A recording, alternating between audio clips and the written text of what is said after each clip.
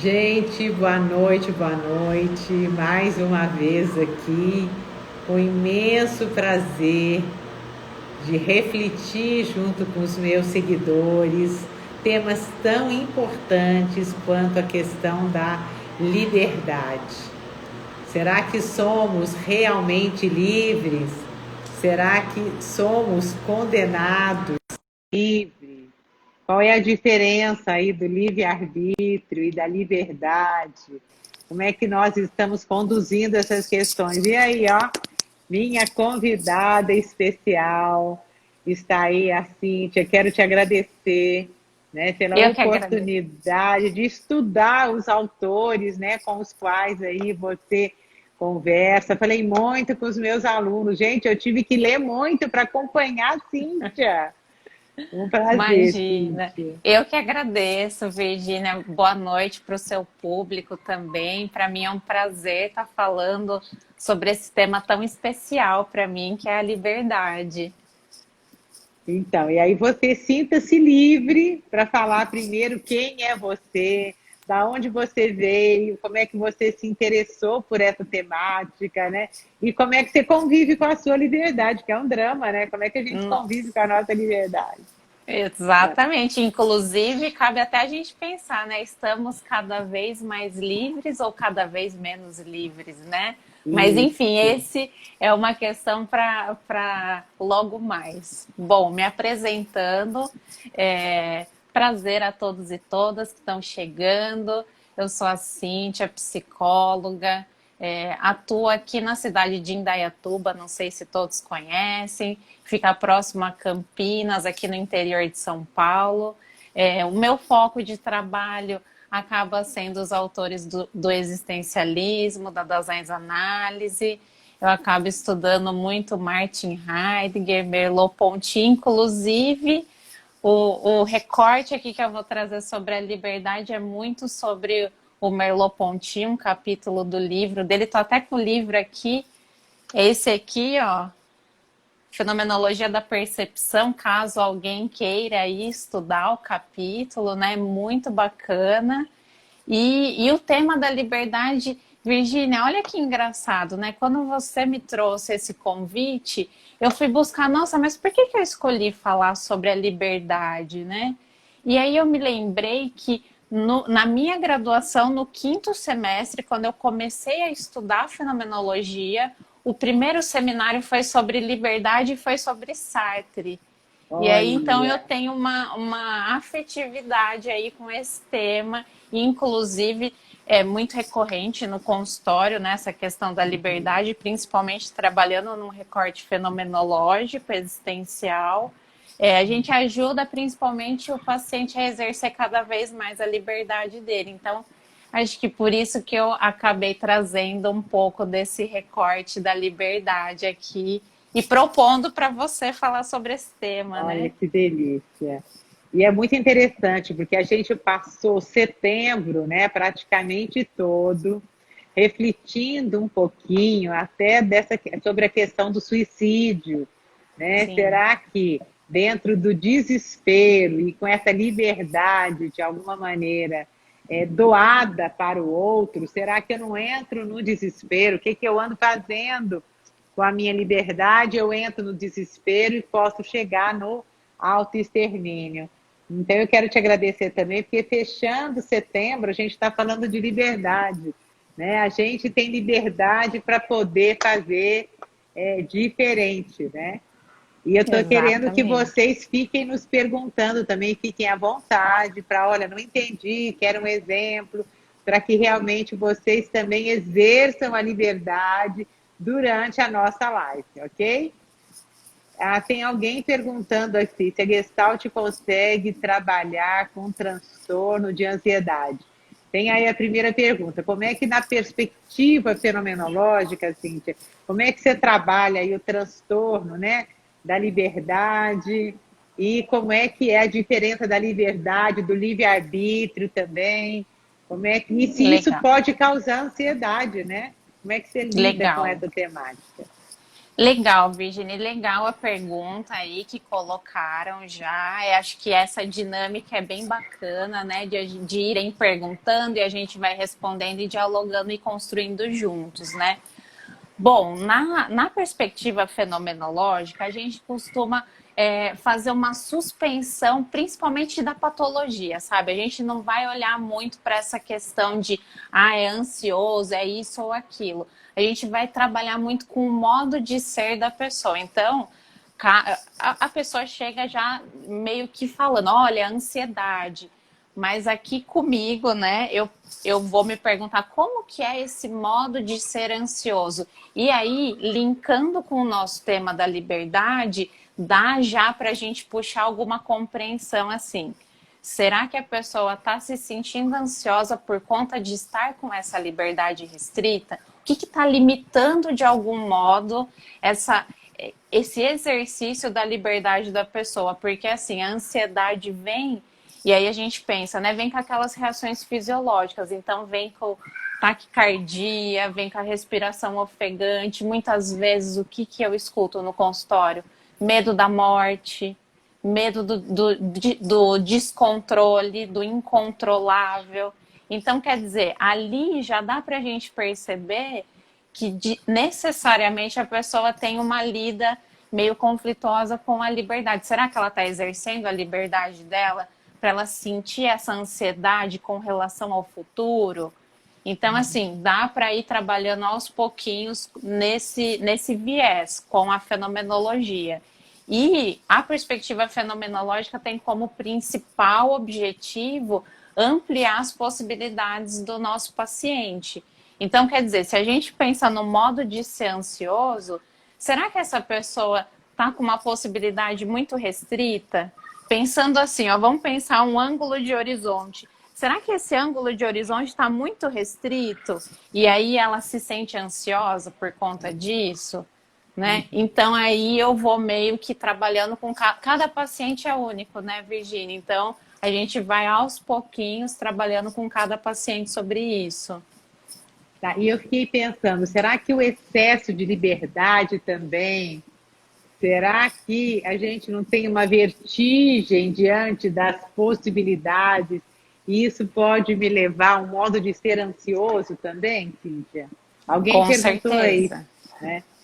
Com certeza, porque assim, frente a essas inúmeras possibilidades que a gente tem, é aí que talvez eu não consiga escolher, porque a liberdade está necessariamente associada com escolhas, né? Inclusive, eu até peguei um outro livrinho, se alguém quiser conhecer Os Dois Nascimentos do Homem, é um texto sensacional que fala sobre a liberdade também. E o autor é o Guto Pompeia e a Bilê Sapienza. São Ai, acho. sensacionais da Aham. ABD. E aí ele vai falar assim: o problema não é escolher, o problema é renunciar. Porque se eu escolho uma, eu renuncio todas as outras. Então, assim, vamos pegar o meu exemplo aqui. Escolhi psicologia.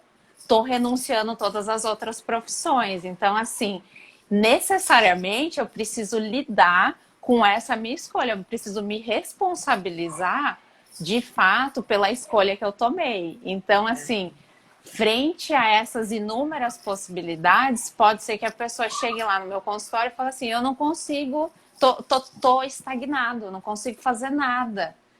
Principalmente, Virginia, pensando hoje nessa era da tecnologia, nesse movimento Isso. rápido de informação, né, que demanda e necessariamente faz com que a gente queira ser muito produtivo. Então, eu preciso ler todos os livros, eu preciso fazer um monte de coisa, e aí é onde a gente cai na cilada do é necessário, então eu não estou fazendo escolhas, e aí acaba não sendo uma possibilidade, eu coloco como sendo necessário, né?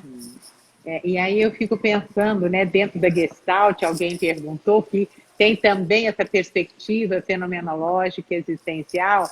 Às vezes a necessidade não fica clara, a figura na nossa linguagem ela não fica energizada, né? Então você abre ali a geladeira, você não sabe o que você vai escolher. Aí você dá uma mordida na maçã, come um pedacinho de mamão E aí você vai ficando ansioso. Por quê? Porque como você não sabe exatamente aquilo que vai lhe satisfazer, você tem dificuldade de escolher. E aí fica nessa angústia permanente, né? Que pode sim levar a uma ansiedade e uma cristalização na forma de ser, né? Eu como um Sim. pedacinho de tudo, olha a era da tecnologia, mas eu não me satisfaço com nada, porque não tem qualidade, tem quantidade de escolhas. E eu acabo não renunciando nada, eu não fico pleno em nada. E aí essa distância entre eu e eu mesmo pode ser o lugar aí da ansiedade, né, Cíntia? Sim, inclusive, trazendo um pouco desse recorte que você mencionou, eu vou dar um exemplo para o público poder aí ir entendendo um pouco desse recorte fenomenológico. Dentro da fenomenologia, a gente trabalha com três questões: necessidade, possibilidade e efetividade. Necessidade é o que necessariamente é. Então, assim, na necessidade, vamos pensar. A água é necessário para a gente precisa tomar água. Respirar é necessário, a gente precisa respirar. Ter um coração, necessariamente para viver, a gente precisa ter um coração. Só que às vezes a gente coloca como necessário coisas que são possibilidades. Vou dar um exemplo. Pensando nisso que você falou da comida, né? Numa compulsão alimentar, por exemplo. É necessário comer, mas não é necessário comer aquele brigadeirinho. É necessário, por exemplo, se divertir no fim do dia, mas não é necessário, por exemplo, tomar aquela cervejinha. São possibilidades. Então, quer dizer, são escolhas que a gente faz na nossa vida. E aí, às vezes, a gente coloca tudo no pacote da necessidade, como se tudo fosse necessário, e aí pode girar naquele ciclo da ansiedade, da angústia, de eu não conseguir escolher, porque eu coloco tudo como sendo necessário. E quando, na verdade, são possibilidades. Possibilidades. Aham. Exatamente. Incrível, incrível. Então fica aí para vocês, né, colocarem. Eu adoro pedir para que vocês escrevam, gente, quando estão assistindo live, porque eu acho que live é uma aula, né? Quais são as minhas necessidades e quais são as minhas possibilidades. E aí reside a escolha, como é que eu vou satisfazer a minha necessidade, né? Ela existe, é uma contingência. Eu não sou livre para sentir ou não sentir fome, isso está determinado, né, do meu organismo. Então, essa minha liberdade não existe. Agora, eu sou livre para escolher o que comer, quanto comer, onde comer, com quem comer, né? Então, e esse poder às vezes assusta, né? Esse poder às vezes assusta e gera ansiedade. E a questão da diferença, eu recebi algumas perguntas aqui, a diferença, Cíntia, entre liberdade e livre-arbítrio, qual é essa diferença? Nossa, que legal, que legal. Vamos fazer essa discussão, então, é bem bacana, né? Inclusive nisso que você falou, acho que já dá para ir puxando, né? Principalmente que a gente não é determinado, a gente tem uma nadidade originária, né? Mas ao mesmo tempo a gente nasce em um mundo histórico, já está acontecendo o mundo quando a gente chega. Já tem toda Uhum. uma expectativa quando o bebezinho nasce, independente do contexto que nasce, já tem um mundo histórico acontecendo. Mas em contrapartida, a gente também tem uma indeterminação originária. Então, quer dizer, na fenomenologia, a gente dança entre essas duas instâncias. A gente sempre pensa que essas duas questões elas estão articuladas, né? Então, assim, pensando na fenomenologia, a gente não acredita. E aí, independente, assim, não estou falando que não exista, mas dentro desse recorte fenomenológico que eu estou dizendo, a gente não acredita em livre-arbítrio, a gente acredita em liberdade. Uhum. Por quê? Porque eu não tenho. A gente acredita que a gente não tem tanto controle assim. Né? Uhum. Vou dar um exemplo, pensando nessa questão do Setembro Amarelo que você colocou, eu vou dar um exemplo um pouco mais radical aí para o pessoal poder entender essa diferença entre liberdade e livre-arbítrio. Bom, eu moro num apartamento aqui e a janela tá aqui do meu lado, né? E aí eu faço uma pergunta. Eu posso me jogar da janela aqui agora? Né? Essa possibilidade está aberta aqui para mim, né? E aí, pensando aqui, respondendo para vocês, eu posso tranquilizar todo mundo e dizer: não, não posso. Porque a janela não me chama. Não faz sentido para mim. Né? O que, que faz sentido para mim? Abrir a janela, olhar as estrelas, olhar lá fora, sentir a brisa. Então, quer dizer, a gente fala de uma relação. Né? Quando a gente principalmente pensa no suicídio, acho que é importante a gente pensar qual é a relação, o que, que a pessoa está vendo enquanto frente, aí pensando até na Gestalt, né? O que está frente, tão frente para a pessoa, que faz com que ela entre nesse desespero e não consiga, de algum modo, escolher outras coisas, né? Então, assim, necessariamente a diferença entre liberdade e livre-arbítrio é que no livre-arbítrio eu posso tudo, né? E aí a gente pensa assim, não, a gente não pode tudo. Por quê? Porque a janela não me chama. A gente não pode fazer aquilo que não faz sentido pra gente. Então aí a gente pensa na questão do sentido. Não faz sentido para mim, nesse momento da minha vida, fazer isso. Né? O que, que faz sentido? Outras coisas, outras possibilidades me chamam.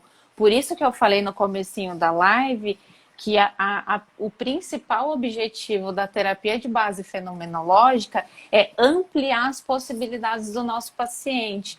Porque se existe só uma possibilidade, o campo dele fica muito restrito. As vivências ficam muito restritas, né? Então, assim, exercer a liberdade frente a inúmeras coisas, eu poder escolher, que nem esse exemplo que você deu. Dentro da geladeira eu tenho um monte de coisa, então eu vou escolher uma. Eu não vou ficar ali pulando de galho em galho, vendo o que eu quero.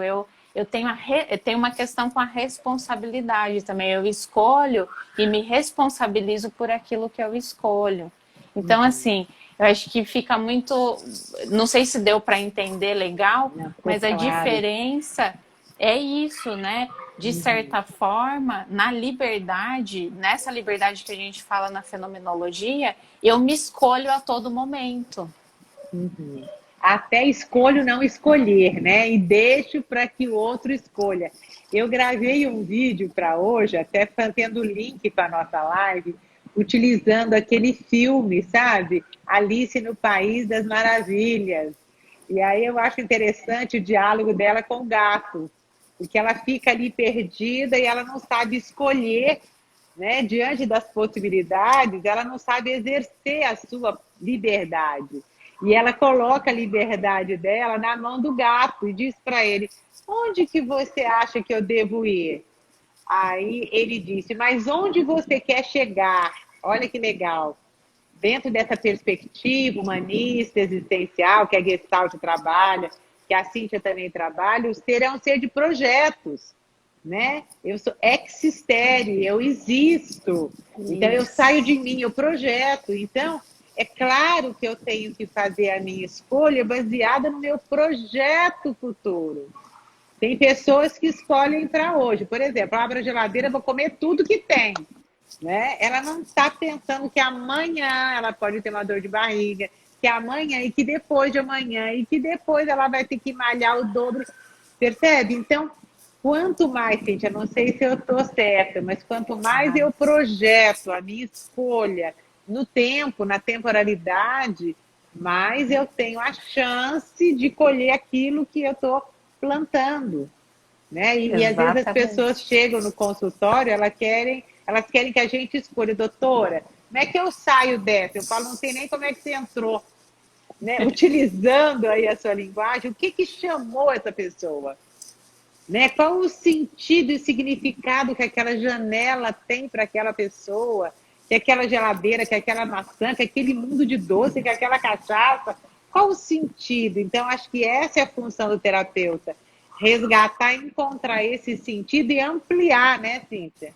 Eu falo às vezes que nós terapeutas somos personagens, só que a nossa academia é emocional. Estica a cabeça, estica os pensamentos, estica os sentimentos, não é? Para que outros sentidos venham fazer parte do mundo. Para que quanto mais possibilidades, maior é a chance que eu tenho de escolher, mas também complica, né? Porque diante de tantas possibilidades. E você Sim. falou de Merleau-Ponty. Como é que Merleau-Ponty, né, encara essa questão aí? Depois eu quero que você digite para gente o nome Fenomenologia da Percepção, sim, e depois do Pompeia eu também quero a referência. Como é que Isso. Merleau-Ponty vê essa questão? Ele não acredita, então, em livre-arbítrio, né? Ele fala bem na questão da liberdade. Isso, ele fala que a gente não é determinado completamente e a gente não é livre completamente, que nem eu disse, né, num outro momento, que a gente dança entre essas duas instâncias. Então, quer dizer, pensando aí no exemplo que você trouxe da Alice, mesmo ela não, mesmo ela terceirizando essa responsabilidade de escolher, de algum modo ela está escolhendo Ela não tá... escolher, né? Isso. Então, quer dizer, a gente nunca está isento de se escolher. De algum modo, isso é exercer a liberdade, é frente a cada situação a gente ir tomando essas decisões e ir escolhendo. Lógico, como a gente fala que não é determinado, isso não quer dizer que eu possa mudar a minha escolha depois, né? Isso. Aham. Por, por todo momento, vai que um dia não faça mais sentido ser psicóloga, vai que eu queira fazer uma outra coisa da minha vida. Então, quer dizer, a gente não é determinado, a gente, que nem você falou, a gente vai se projetando e se construindo a cada momento. E quando você falou do plantar, eu lembrei de uma crônica do Rubem Alves que chama Jardins. Não sei se você conhece. Não, essa não. Ele vai falar mais ou menos assim, eu lembrei agora, ele vai falar assim, é,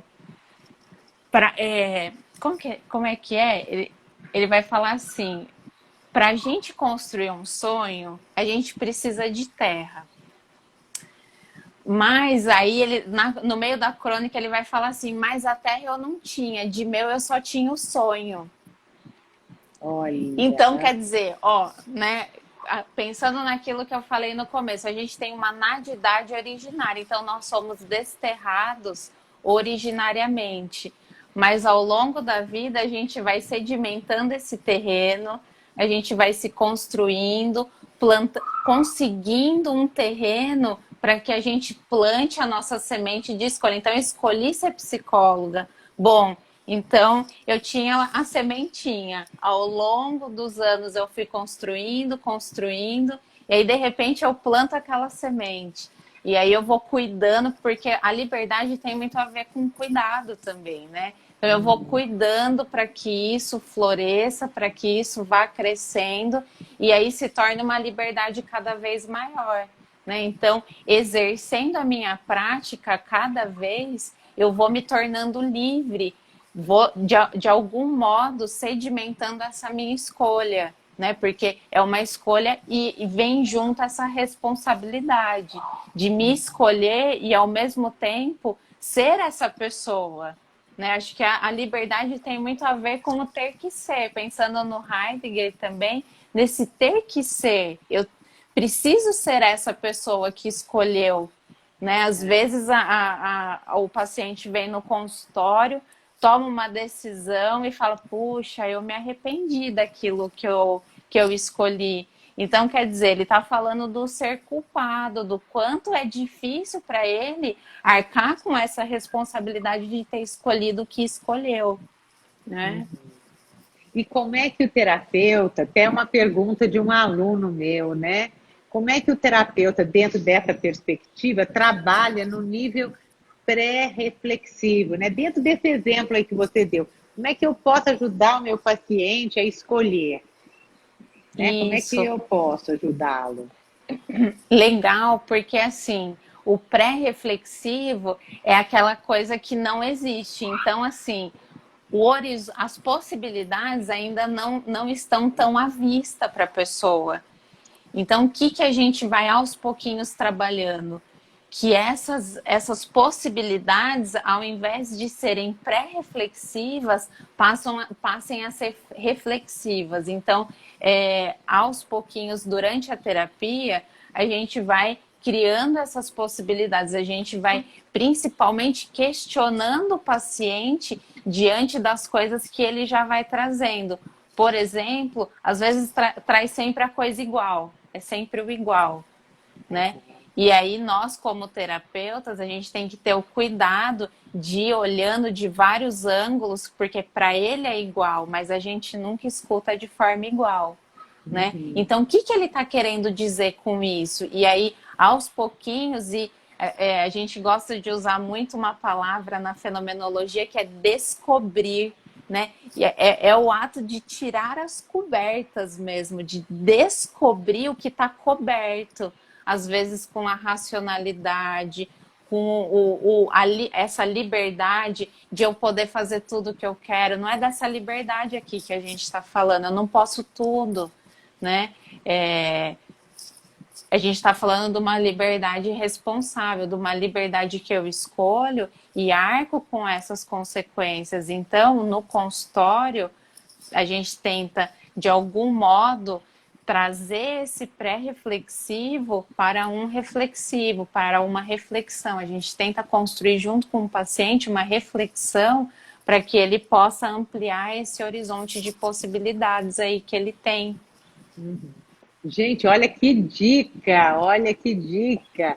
Você aí pode levar a tarefinha relativamente pronta para o seu terapeuta. Pegue o caderninho e vamos colocar as possibilidades, que elas estão no nível do pré-reflexivo. E vamos tentar transformá-las reflexivamente. Então, vamos fazer aí duas coluninhas, as possibilidades, né? Aí eu quero isso, eu quero aquilo, eu tenho essa possibilidade, eu tenho. Quais são as consequências e, de fato, né, a concretude delas, né? O Heidegger fala que nós somos Dasein, nós somos ser concreto, aqui, agora. Então, qual é a concretude disso que eu estou fantasiando ou imaginando? Tem gente também, né, dentro da Gestalt, a gente usa muito, Cíntia, uma palavra que fala ajustamento criativo. Né? Eu não posso me ajustar no sentido de me conformar. E não posso criar algo que, de alguma maneira, não tem nenhum sentido. Então, entre esse ajuste criativo, eu estou lembrando, fazendo ponte aí com o que você falou do Heidegger, né? do Merleau-Ponty, né? Daquilo que está determinado e daquilo que está indeterminado, o ajuste criativo. Então, eu acho que a saúde mental, ela reside aí nessa dialética, né? Só que tem pessoas que ficam só numa polaridade, só se ajustam, ficam conformistas, e outras na outra polaridade, ficam criando, né, possibilidades sem refleti-las, e aí acabam se desgastando mesmo, né? Achei interessante você colocar isso. E aí vamos ver aqui. Como é que é essa proposta de rearticular o indivíduo no mundo? Seria isso? Como é que seria essa rearticular? Quer dizer, qual é a nossa função enquanto terapeutas? Isso. Então, trazendo outro termo aí da Daseins-Análise, principalmente do Heidegger, né? Como a gente, enquanto terapeuta fenomenológico, a gente não tem um fazer técnico, a gente propõe essa relação de liberdade, ou seja, inclusive no livrinho dos Dois Nascimentos do Homem, tem uma passagem que o Guto Pompeia vai falar assim: às vezes as pessoas falam que a minha liberdade termina onde a sua começa. E ele vai falar assim, não, as nossas liberdades, quando se encontram, elas ficam ainda maior, né? Então, assim, de algum modo, a gente tenta trabalhar isso em terapia, essa relação, para que não seja algo técnico na terapia, não tem uma melhora. Isso pode vir a acontecer. E isso, em Heidegger, ele vai chamar de Ereignis, ou acontecimento apropriador, né? pode ser que a pessoa venha se apropriar disso, mas pode ser que não. Só que o terapeuta fenomenológico, ele não tem um fazer técnico, mas ele está atento e disponível para, caso isso venha acontecer, que ele ajude a potencializar essa percepção do nosso paciente. Então, foi mais ou menos isso que eu quis dizer, com o pré-reflexivo para o reflexivo. Então, pode ser que isso venha acontecer, não é uma obrigatoriedade. Né? Não tem, principalmente a gente não tem um resultado, vamos dar resultado, não é isso que a gente propõe, mas caso isso venha acontecer, a gente está atento para que isso de algum modo potencialize e o paciente consiga vivenciar isso na vida dele concretamente, mesmo porque ser é ser no mundo, né? Que nem fala o Heidegger, ser é ser no mundo, a gente está nesse mundo de determinações também, a gente não pode esquecer disso, por isso que precisa entender essas duas instâncias, ao mesmo tempo que a gente é livre originariamente, a gente também tem algumas determinações, tem um mundo sedimentado aí que a gente está, né? Exatamente. Aí eu estou pensando, achei bonito isso que você falou, porque a gente decora essas frases, né? Desde pequenininha. Minha liberdade termina quando o outro começa. Parece que tem uma fronteira. Minha termina quando a do outro começa. Ela disse que não, olha, que o Guto fala, né? Quando as liberdades se encontram, é nessa fronteira, né? Não existe fim, existe ampliação dessas liberdades. Né? E eu não sei, você trabalha com casal também, terapia de casal, Cíntia?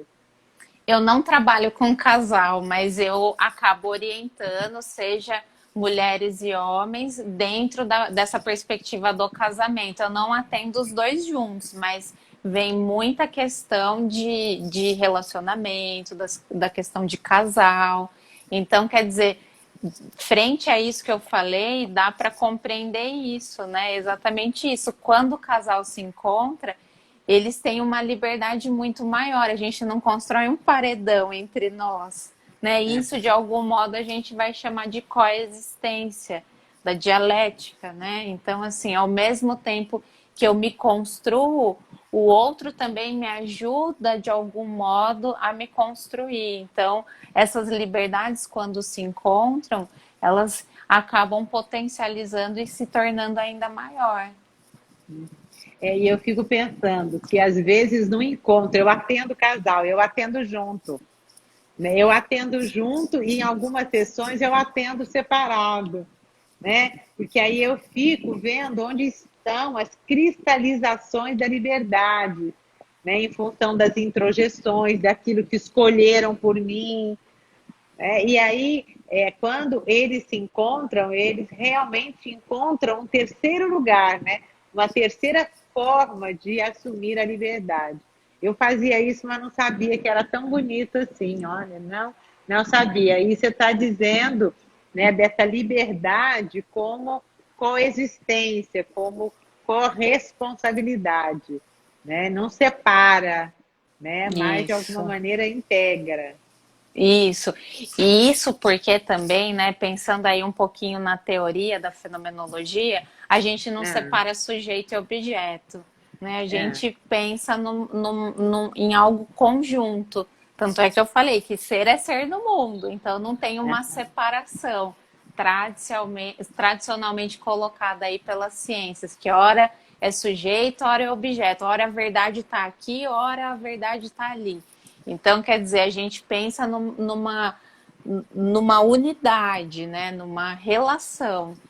Então, assim, pensando nessa perspectiva de casal que você trouxe, é interessante quando eles ficam fazendo essa separação, às vezes fica jogando a batata quente, né? É ali que está a questão, é ali.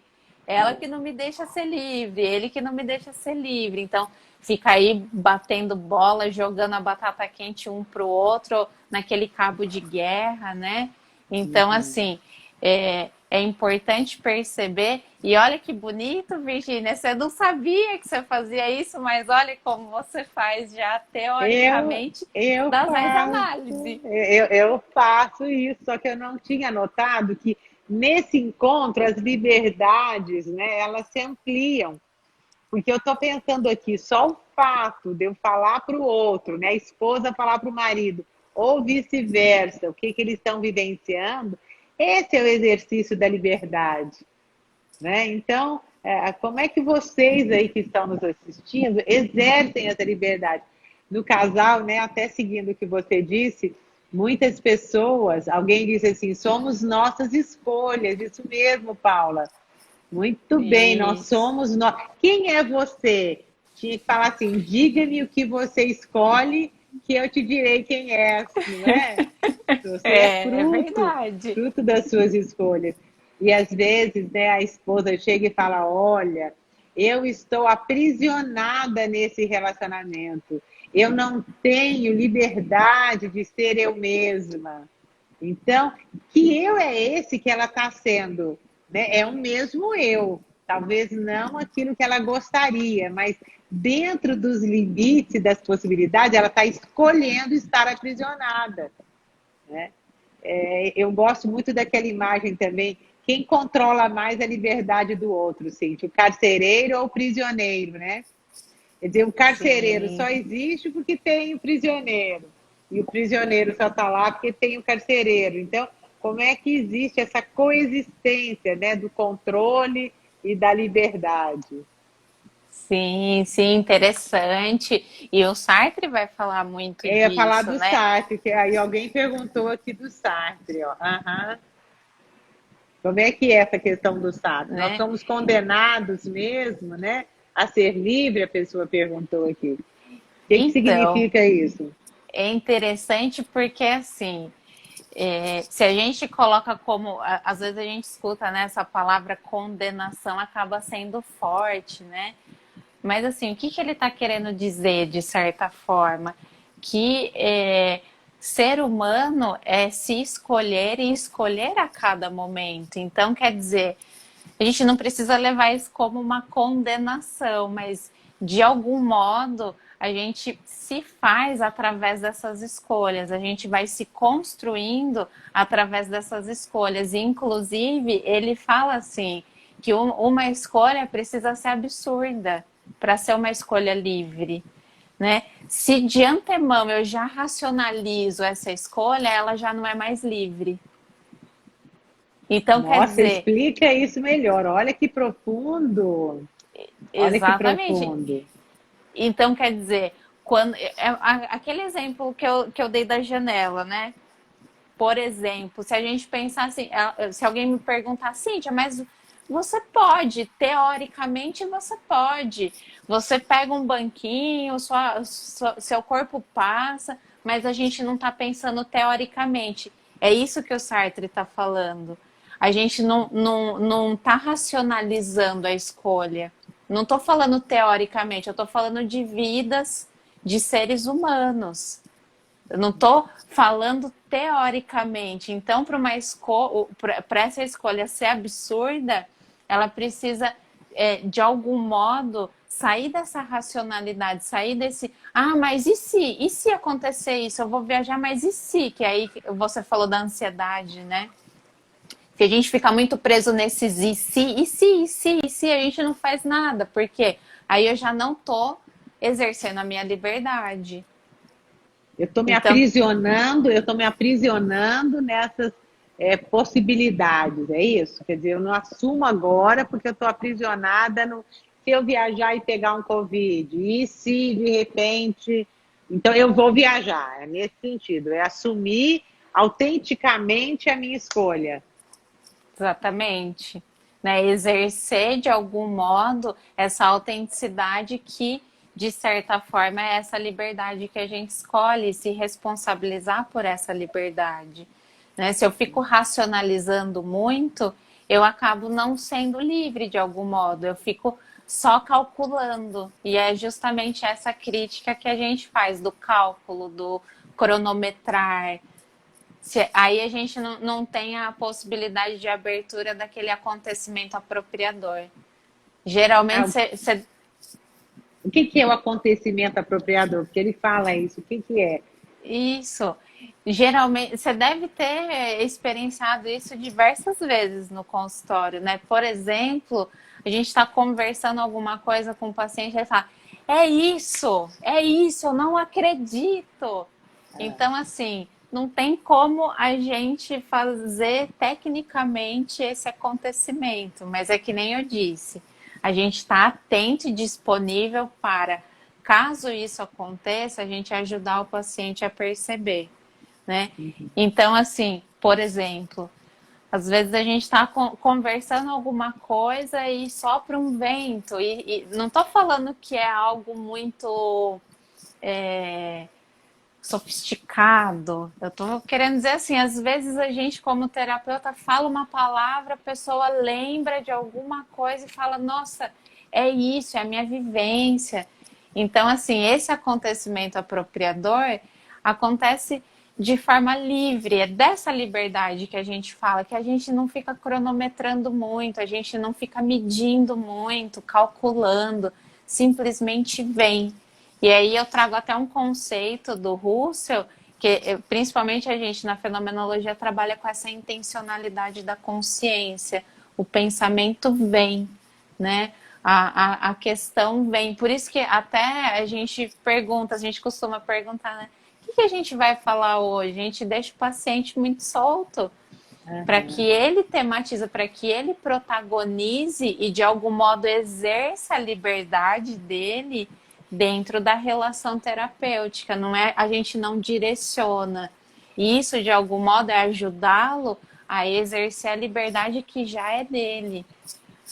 E muitos terapeutas, na contramão, né, dessa perspectiva existencial, fenomenológica, escolhem pelo paciente. Olha que loucura, né? O paciente já vem adoecido, ele não sabe fazer escolhas, e ele diz para o paciente, o que eu devo fazer com o terapeuta? E o terapeuta acaba decidindo por ele. Né? Eu brinco com os meus alunos até uma caixinha de lenço. Eu falo, deixa visível, mas ele tem que escolher se ele quer enxugar as lágrimas também ou não. Porque, de repente, se você enxuga, né, ou induz ele a enxugar, ele não está tendo a liberdade de poder chorar. Então, é uma coisa incrível como a gente tem que ficar atento, né? E dentro desse acontecimento apropriador, né, é o Russell que fala nessa terminologia, ou é o É o Merleau-Ponty? Heidegger, É o Heidegger que fala. O Depois você Heidegger me mais dá. tardio, isso. Tá. Então você me fala depois direitinho das referências desse acontecimento aí, né? Porque a gente chama de awareness, né? Ou insight, né? A coisa acontece, a coisa adquire um sentido naquela emergência, né? Então a coisa acaba fluindo. Agora, é preciso do lado de cá ter alguém disposto, né, a permitir que a questão flua, que ele tenha liberdade de falar ou não.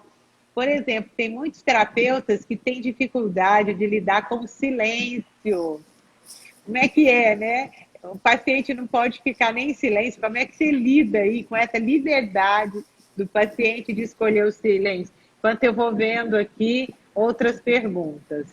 Vamos lá. Isso, Virgínia. Inclusive, eu também agora tô ampliando um pouco mais o meu trabalho, então agora eu dou supervisão para alguns outros psicólogos, principalmente recém-formado, e isso é muito uma angústia do recém-formado. Ai, Cíntia, nossa, ficou em silêncio, né? E isso também, Virgínia, eu acho que é muito importante para o terapeuta fazer a terapia pessoal. Porque é aí que a gente percebe que é um silêncio que fala. Às vezes, o paciente está pensando aquilo que vocês estão trabalhando. Não é um silêncio sem. Não é um silêncio que não diz nada. Às vezes é um silêncio ensurdecedor para o paciente, ele está pensando inúmeras coisas.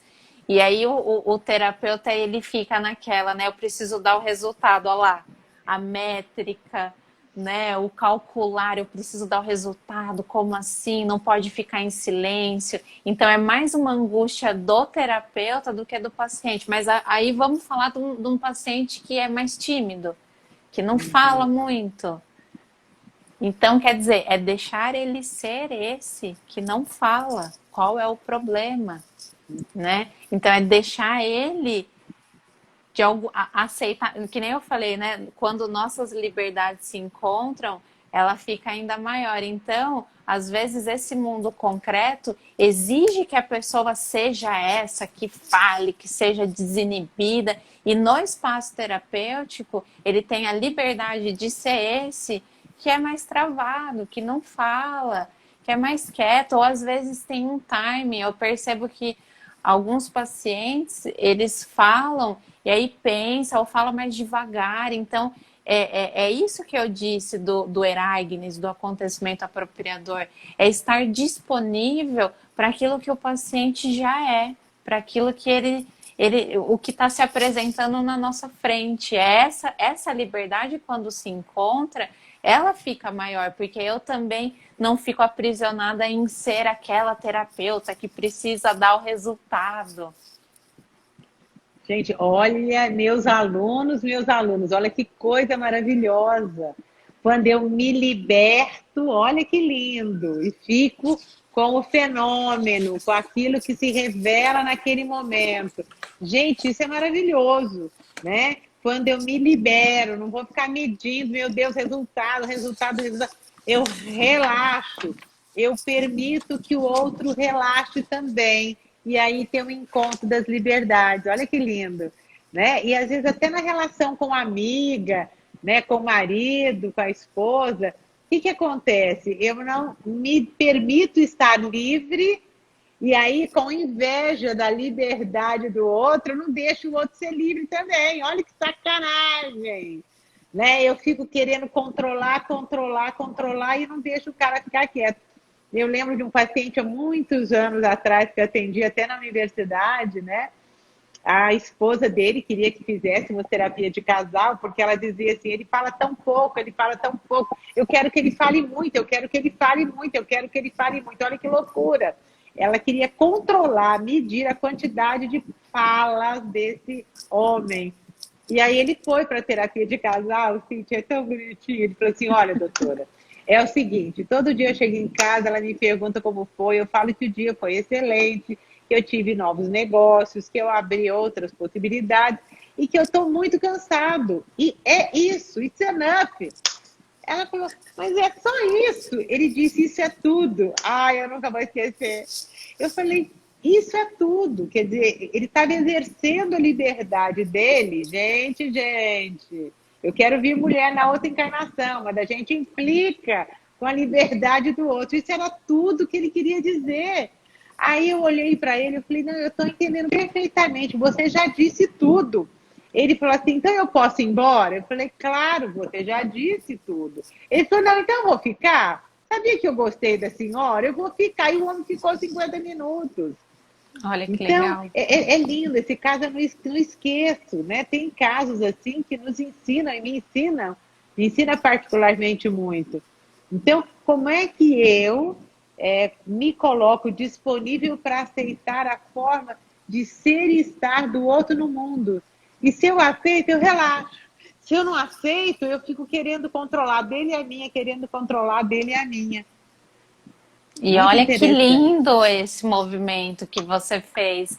Conforme você deixou ele ser livre, as liberdades se ampliaram e ele falou assim: bom, acho que tem alguma coisa aqui que eu posso ficar, né? De certa Uhum. forma, ele se sentiu Isso, confortável ali de exatamente. ficar. Né? Ele não sentiu na obrigação de ter que, essas solicitações do mundo que eu disse, né? Daquele tem que, eu tenho que ser isso, eu tenho que ser aquilo, né? Essa liberdade que a gente fala é muito do construir e escutar esse chamado, né? Que nem eu até falo ali na minha terapia pessoal que eu nasci psicóloga desde pequenininha. Inclusive hoje foi a minha terapia pessoal, vou abrir uma questão com vocês. Em Indaiatuba tem um lugar que é um hospital de psiquiátrico e eu morava pertinho da rua. E eu ia às vezes na mercearia para minha mãe e tal. E tem uma janela grande e as pessoas faziam tchau dessa janela. E eu não tinha medo, eu tinha uns 9, 10 anos. Eu acenava de volta.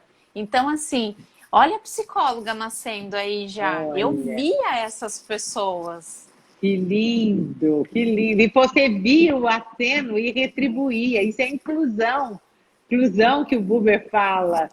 Olha que lindo. Sim, Você tinha uma disponibilidade para o encontro, né? E eu acho que a gente exatamente. precisaria despertar isso, né? Essa disponibilidade para a gente encontrar o outro onde ele estiver. Ele vai permitir que a gente exerça a nossa liberdade e que fiquemos onde estamos, não é?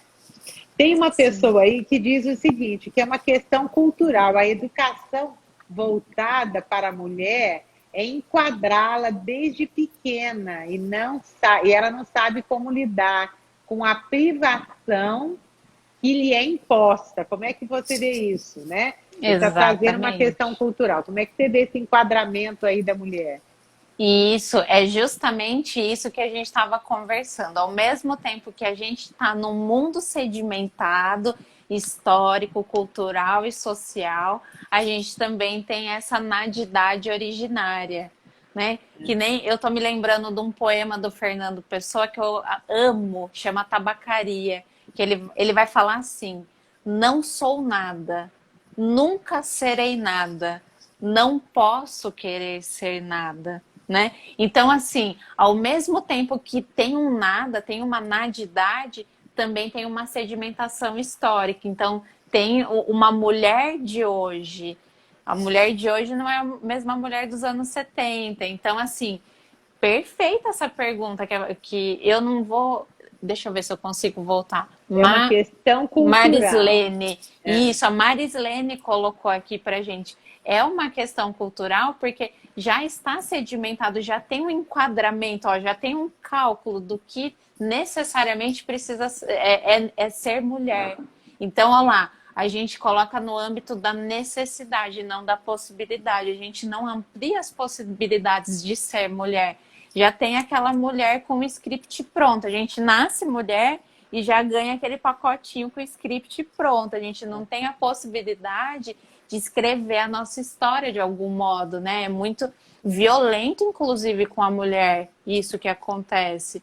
Porque a gente é protagonista da nossa história, a gente faz as nossas escolhas e a gente se vê impedida, muitas vezes, de poder escolher. A gente já vem com aquela caixinha, aquele script na mão que tem que ter filho, tem que isso, tem que aquilo, aí a mulher que não tem filho, mas não é mulher, que não sei o quê. Então, assim, é bem difícil. Eu achei muito interessante essa pergunta. Agora, não é aí que reside a liberdade? Né? Sou mulher, aí eu recebi lá o meu script prontinho. Eu vou abrir o meu script, né? Marislene, eu vou abrir, vou falar, eu vou ser uma mulher diferente. Gente, eu tenho 65 anos. Eu comecei a fazer psicologia nos anos 70 e poucos, em São Paulo. Nem existiam psicólogos. Meu pai falou: o que é isso que você vai fazer? Né? E aí eu resolvi quebrar essas regras todas, tinha que ser médica na época. Então, mulher, né, no século passado, numa época de muita repressão, e aí eu acho que é isso, é você ter um projeto de vida. O que é que realmente eu quero ser? É difícil, dificílimo. E eu vou repetir aqui uma história, porque muita gente não assistiu uma outra live, que eu adoro, que é aquela historinha do diálogo das dunas, viu, Marilene? Para você em particular, com o Rio. Não sei se você ouviu, né? As dunas diziam: você tem um desafio, Rio, você tem que me ultrapassar, né? E aí o Rio falava: mas você está me absorvendo, você está me absorvendo, eu não consigo. Aí as dunas disseram assim: mas você tem que entender que você não é Rio. O dia que você descobrir a sua verdadeira essência, você vai ultrapassar as dunas e vai até num outro lugar e vai cumprir o seu projeto, que é chegar lá do outro lado.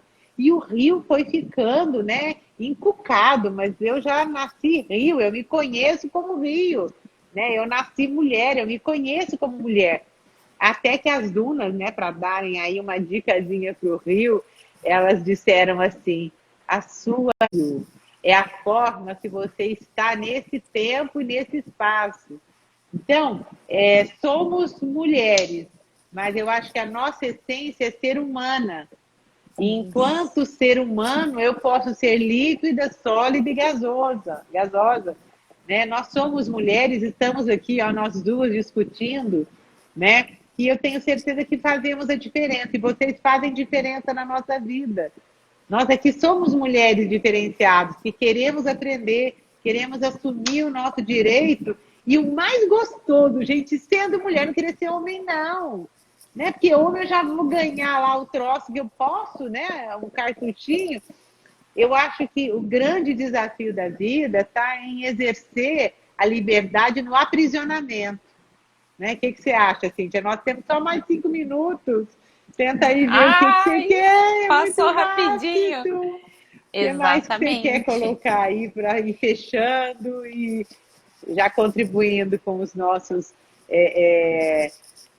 assim, nossos ouvintes aí, né? Nossos seguidores. Sim, Como sim. é que você É gostaria de arrematar essa questão? lógico, é resistir a essas categorizações prévias que a gente já recebe de antemão, que nem eu falei no começo da live. A gente já nasce num mundo histórico com certas expectativas, os pais têm expectativas, então tinha que ser médica, era isso, era aquilo, mas aos pouquinhos a gente vai resistindo a esse pacote normatizado que entregam pra gente. E para encerrar, então, mesmo porque falta 5 minutos, eu vou terminar então com uma citação aqui do livro Os Dois Nascimentos do Homem.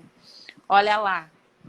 Apropriar-se do seu ser livre é também ser livre para obedecer a si mesmo. Olha, Numa fidelidade ao seu caminho, que se desdobra no tempo, para comprometer-se com o mundo, na correspondência às oportunidades, para comprometer-se com os outros, no compartilhar o ser livre dos homens. Então, eu acho que isso fechou, assim, essa questão do ser mulher fechou de forma magistral aqui o nosso bate-papo, porque é exatamente isso, é ir se escolhendo e ser livre, ir de encontro com essas possibilidades e exatamente o que você falou, com essa essência de algum modo que a gente vai construindo. e eu adorei o termo fidelidade, né?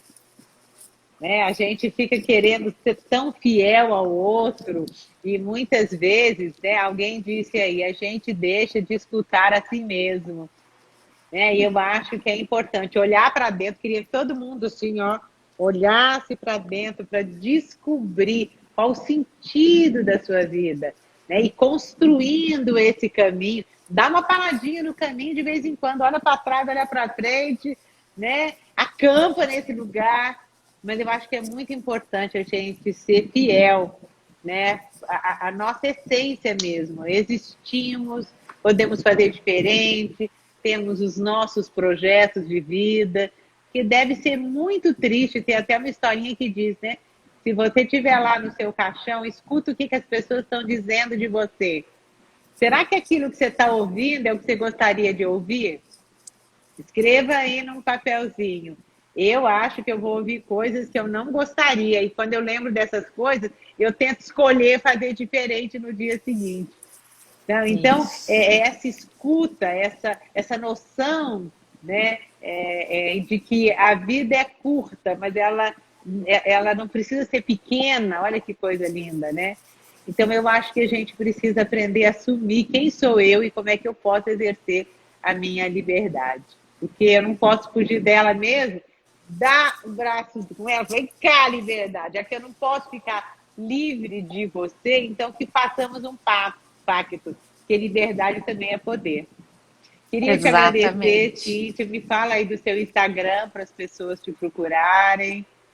Fala onde você atende. Muitas pessoas, às vezes, querem fazer terapia com uma pessoa de uma outra cidade. Agora, nesse processo online, está maravilhoso.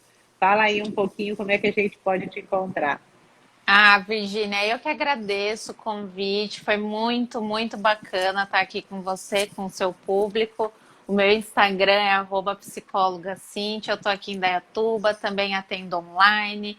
Caso alguém se interesse de algum modo, né, queira conhecer um pouquinho mais do meu trabalho, é só entrar lá na minha página do Instagram. Pode mandar mensagem por lá, a gente se conversa. Tem o meu WhatsApp também, então foi um prazer enorme estar com vocês, inclusive falando desse tema que eu amo tanto e que é muito especial para mim, que é a liberdade. E eu tenho certeza que você nos tornou mais livres, né? E desde o primeiro momento que eu falei com você, eu acho que as nossas liberdades se encontraram. Com certeza. Quero te agradecer de coração essa oportunidade. Alguém disse aí, da aula, acho que foi uma aula. Um beijo grande no seu coração, viu? Eu que Gratidão, agradeço. gente. Compartilhe a Um live. beijo. Beijos, beijos. Beijo. Tchau.